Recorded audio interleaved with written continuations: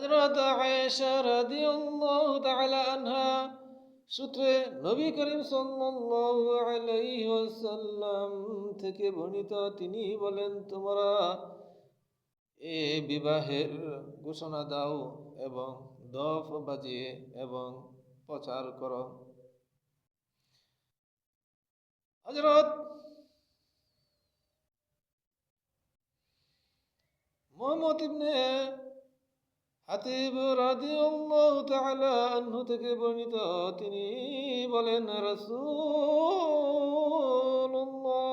সাল্লাল্লাহু আলাইহি সাল্লাম বলেছেন, হালাল ও হারামের মাঝে পার্থক্য হলো দফ বাজিয়ে ঘোষণা এবং বিবাহের প্রচার প্রসার। এই দুটি হাদিস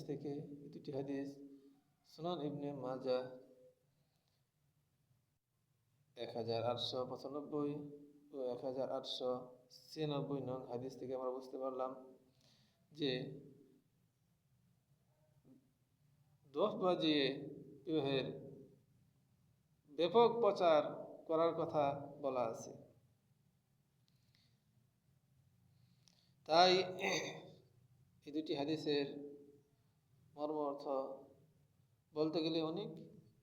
আবার আরেকটি হাদিস আছে, একবার রাসূলুল্লাহ সাল্লাল্লাহু আলাইহি ওয়াসাল্লাম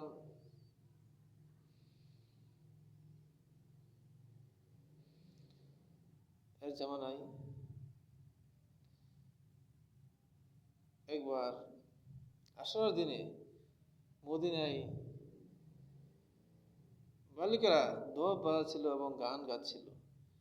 এরপর রাসূলুল্লাহ সাল্লাল্লাহু আলাইহি সাল্লামের কাছে এবং সাল্লামের একটি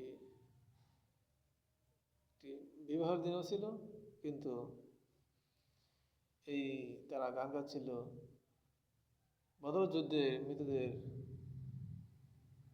শোক গাথা গীত গান গাচ্ছিল এবং শেষে তারা একটি কথা বলছিল যে আজকে যে দিনে আমাদের মাঝে আসছে সে আগামী দিনের খবর জানে। তখন রাসূল সাল্লাল্লাহু আলাইহি ওয়াসাল্লাম তাদেরকে গান গাইতে নিষেধ করে নাই, কিন্তু এই কথা বলতে তারা নিষেধ করছে যে আগামী দিনের খবর,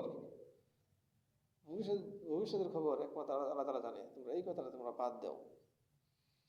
তাহলে ওই হাদিস থেকেও আমরা কি বুঝতে পারলাম যে